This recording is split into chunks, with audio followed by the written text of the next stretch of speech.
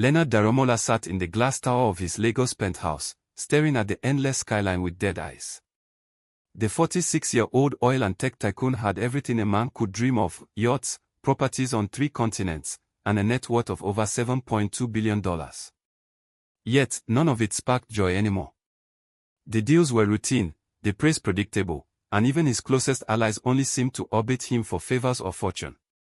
For months, he'd felt like a ghost wandering through luxury, unsure what real life even looked like anymore. One night, after a charity gala where no one spoke from the heart, Leonard asked himself a question that wouldn't let go: what would an ordinary person do with all this power, this wealth, if only for a little while? The idea started as a whisper, then a dare: he would pick a total stranger and transfer his entire fortune to them for 1 month. No lawyers, no cameras, no conditions. Just one man and the full weight of billionaire power. What would happen? It was a sweltering Tuesday afternoon in Ojulegba. Leonard stood by a roadside suya joint wearing jeans, a baseball cap, and a plain white t-shirt. No bodyguards. No media. Just him and the city. He watched the people pass, a mother carrying 2 plantain bunches, a group of danfo touts arguing over fare, and finally, a lean man sitting quietly on the sidewalk, head bowed, dust clinging to his shirt like a second skin. The man didn't beg. He didn't speak. He just sat, shoulders slouched, palms on his knees, eyes staring into the traffic like he was searching for something only he could see. That struck Leonard. He walked up and offered the man a bottle of water. The man looked up, surprised, then nodded slowly. "Thanks, bro," he said with a raspy voice. Leonard sat beside him and asked his name. "Tolu," the man replied. "Tolu Adeyemi." In that moment, Leonard knew this was the one. Leonard returned the next day with a simple brown envelope and an even simpler proposition. Tolu was wary at first. Who wouldn't be? A stranger offering you billions sounds like a prank or a scam. But Leonard, calm and confident, handed him an envelope containing a brand new debit card, ownership documents for 3 properties, and a printed bank balance of 5.2 billion Nigerian nairas.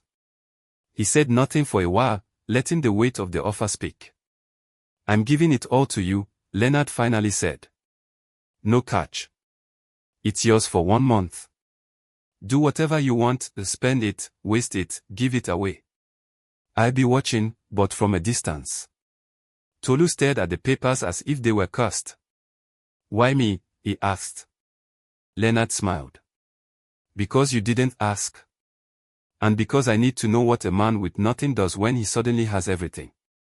With trembling hands, Tolu accepted the envelope, and his life changed in that moment. Tolu didn't sleep that night. He stared at the envelope as if it might disappear with the sunrise. His mind raced. Was it real? A test? Or worse, a trap? But when he inserted the debit card into an ATM near Ojota and saw the zeros blink on the screen, Nigerian naira 5, 200, 000, 000, he knew it was no dream. He staggered back, gripping the wall to stay upright. The card fell from his hand like it was burning. His first move wasn't a car or a mansion. It was bread and beans from a roadside mama put. Then he walked into a neighborhood barber shop, dropped 50,000 Nigerian nairas on the counter, and asked for a haircut and clean shave. "Make me look like someone with a second chance," he joked.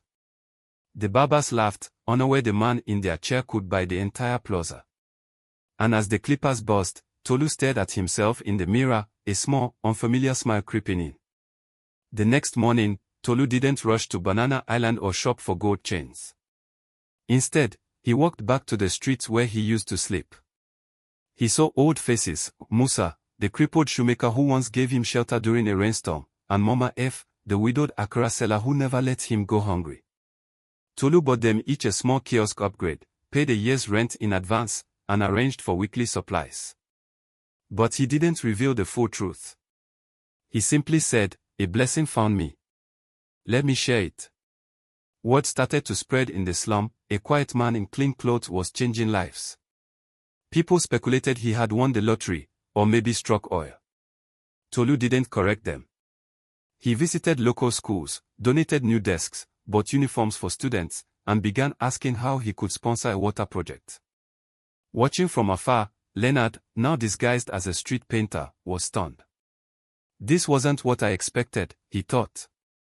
By the end of the first week, Tolu had drawn attention from people far beyond his old neighborhood. A slick-talking investment consultant approached him at a lounge in Ikeja, offering access to offshore accounts and crypto schemes. The man promised Tolu could double his billions in days.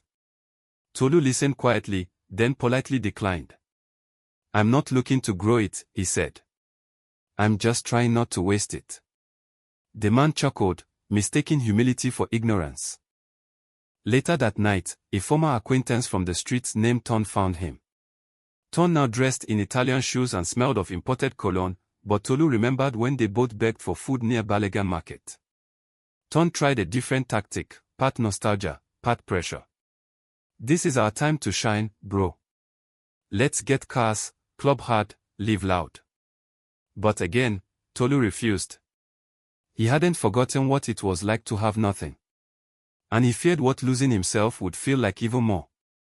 On the 8th day, Tolu visited the public hospital where his mother had died 6 years earlier from a treatable infection, because he couldn't afford her medication.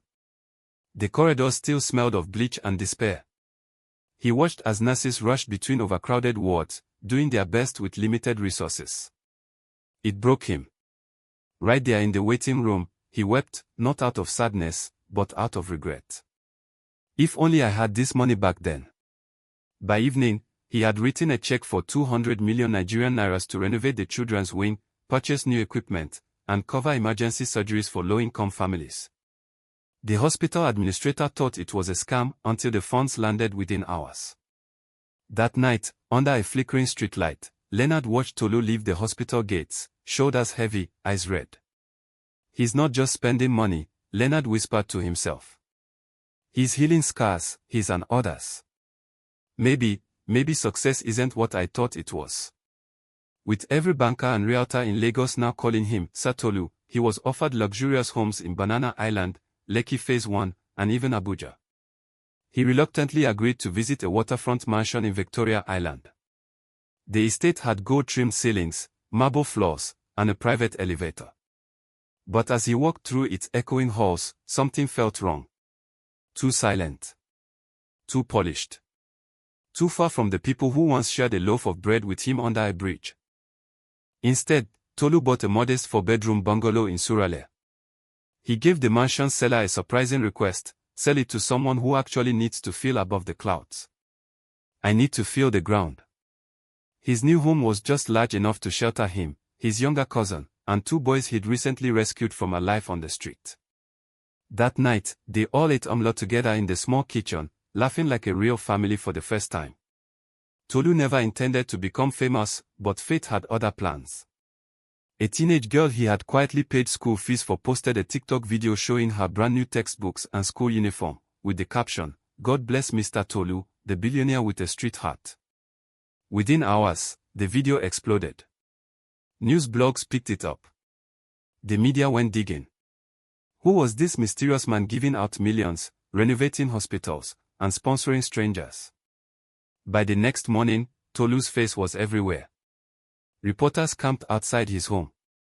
Influencers begged for interviews. Even local politicians started publicly thanking him, hoping to ride the wave.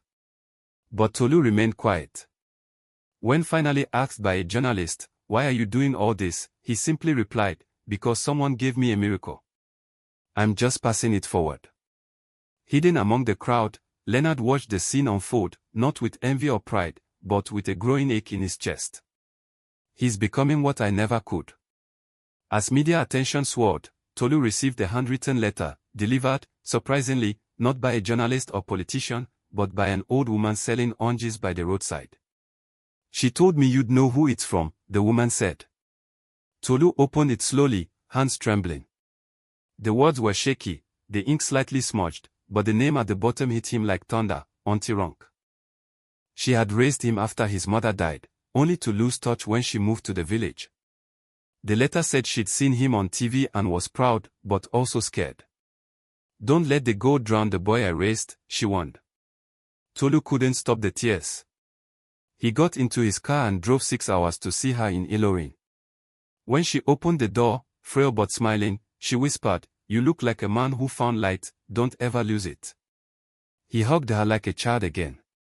Back in Lagos, Leonard Daramola walked the streets in a kaftan and old sandals, wearing dark sunglasses to mask his identity. For the first time in years, no one bowed or begged, and that freedom was intoxicating. He visited the hospital Tolu had funded and saw children recovering in clean beds. He walked past Mama F's new kiosk, now painted bright yellow with a freezer humming beside it. The people were smiling. Not out of fear. Not for favor. But because someone had lifted them with quiet kindness. Leonard hadn't touched a fraction of his backup assets. Technically, he was still a billionaire. But watching what 1 month of generosity could do stirred something old in him, something he'd buried beneath boardrooms and stock prices. That night, as he watched Tolu deliver laptops to a local public school, Leonard whispered to himself, "He's not building wealth. He's building legacy." And for the first time in decades, he didn't feel superior, he felt inspired. 2 weeks into the month, just as Tolu was being praised across media outlets and neighborhoods, a scandal erupted. A blurry photo surfaced online, Tolu handing an envelope to a police officer. The headline screamed, "Billionaire caught bribing police, philanthropy or cover-up." Within hours, blogs twisted the story. Online trolls claimed he was laundering money. Politicians who once praised him went silent. And for the first time since receiving the fortune, Tolu felt truly afraid.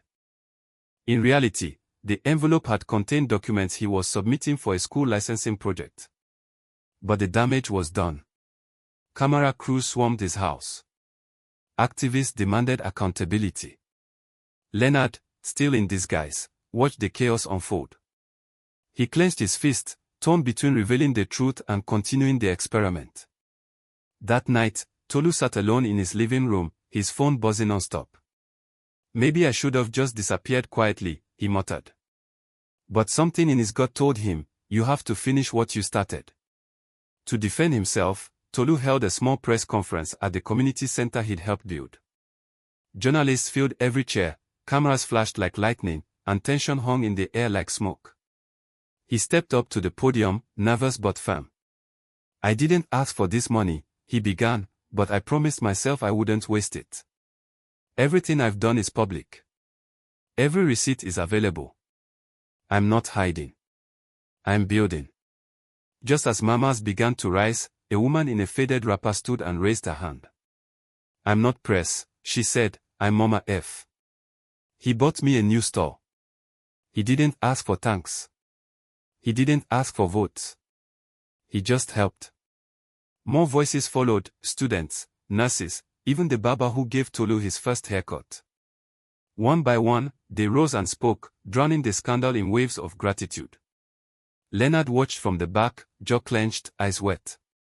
He's not just surviving this, he's leading. The next morning, Lagos woke up to a surprise headline. "Real billionaire found. Leonard Daramola secretly gave away fortune in social experiment."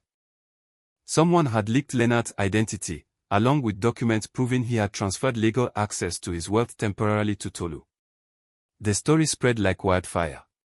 Suddenly, the narrative flipped. Tolu wasn't a fraud, he was the chosen subject of a billionaire's bold social test. News anchors praised his choices, while thought leaders debated Leonard's motives. But Tolu? He just sat in silence, overwhelmed by the revelation. That evening, Leonard visited him for the first time since the handoff, no disguises, no cameras, just two men under the same roof. "You passed a test I never could have passed," Leonard said. "I thought success was about numbers. But you taught me it's about people." Tolu chuckled softly. "I thought it was a curse at first. Now I think it was a calling." They clinked glasses, not as billionaire and beneficiary, but as equals who changed each other. Over a simple meal of jollof rice and fried plantain, Leonard leaned forward. "I want to give you more than just money," he said. "Come with me. Let's build something, together." He offered Tolu a permanent position as co-founder of a new foundation focused on education, health, and street-to-success programs. "You've lived it. You understand what it's like to wake up with nothing but hope," Leonard said. I have the reach. You have the heart. Tolu paused. His life had already changed more than he could have imagined, but this offer would anchor it in purpose. If I say yes, he asked, can we keep it real? No boardroom suits, no fake promises. Just real work, real change. Leonard nodded. No filters. No PR games. They shook hands across the table. In that moment, something more powerful than wealth passed between them, a shared vision. The kind that turns fortune into legacy. Within 2 weeks, the Tolu Leonard Foundation launched with a small but powerful event held in the heart of Ajigonal, not a 5-star hotel. The foundation's mission, to empower 1 million underprivileged Nigerians over 5 years. No champagne. No red carpet. Just real stories, real lives, and real hope. As Tolu stepped on stage to speak, he looked out and saw a sea of familiar faces, street vendors, mechanics, school children, and even Mama F in her new glasses. He cleared his throat. Some of you know me as that guy who used to sleep near the bridge. Some of you just know me as the man who gave you something. But what I really want to give is belief. He paused. If someone like me can rise, so can you. Not because I'm special, but because someone believed in me. And now, we believe in you. The crowd roared. In that instant, Tolu realized, he hadn't just accepted an offer, he'd accepted a destiny. While building the foundation's first digital literacy center in Mushin, Tolu met a quiet teenage boy named Sodiq who hung around the construction site. At first, the boy seemed shy, always in the background, watching. One afternoon, Tolu found him inside the office tent, fingers flying across a donated laptop. In minutes, Sodiq had hacked into a local Wi-Fi router, not to steal, but just to see if he could. Tolu didn't call security. He called him genius.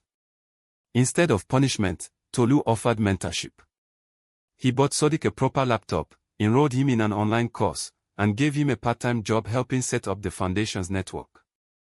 What I really want to do, Sodiq confessed one day, is teach boys like me how to do something right with a keyboard. Tolu smiled wide. You just wrote your own job description. And in that moment, another life changed, not because of money, but because someone saw potential instead of a problem. 3 weeks after the experiment ended, Tolu returned to the exact spot where Leonard had first found him, beneath the old signboard near the suya joint in Ojulegba. The street looked the same, noisy danfos, smoky grills, impatient hawkers weaving through traffic. But this time, Tolu wasn't sitting on the sidewalk in torn slippers. He wore a crisp, collarless shirt, brown leather sandals, and the calm of a man who had walked through fire and came out gold. A young man sleeping under the same bridge Tolu once knew called out to him, Oga, make I help you with your bag. Tolu smiled and handed him the bag, not filled with cash, but with warm jollof rice and bottled water. Eat first, he said. Then let's talk about your future. As the boy devoured the food hungrily, Tolu sat beside him, just like Leonard had done weeks before. The cycle had come full circle, and a new one was about to begin.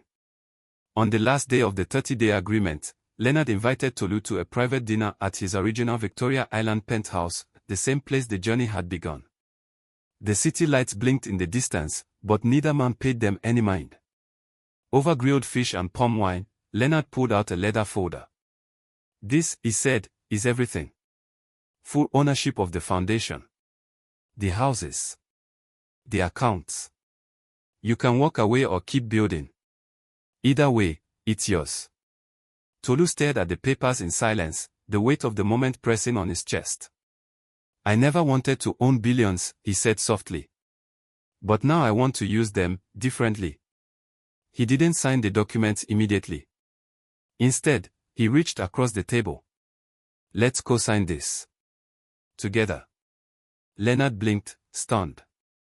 I thought you'd want it all. Tolu shook his head. I just want enough to help. And someone to hold me accountable. It wasn't a handover, it was a handshake that sealed a revolution. 6 months later, the world had changed, but so had Leonard and Tolu. The Tolu Leonard Foundation now ran youth innovation hubs in 4 Nigerian states, mobile health vans across rural villages, and a mentorship program for ex-convicts and orphans. Tolu was no longer the man who got lucky. He was a leader, measured not by net worth, but by lives touched. Leonard, for the first time in his life, stopped chasing headlines and started chasing meaning. In a televised interview watched by millions, the host asked Leonard, "What's the biggest lesson from your experiment?" He paused, then smiled. "Success isn't what you keep. It's what you give that keeps giving." The camera turned to Tolu. "And what would you do if the money vanished tomorrow?" Tolu replied without hesitation, "I'd start again. Because now, I know what matters, and it's not the billions. It's the belief." The two men shook hands once more, not as billionaire and experiment, but as brothers in purpose. If you enjoy heartwarming stories like this, please subscribe, like, comment and turn on notification button so you don't miss out whenever I drop a new video.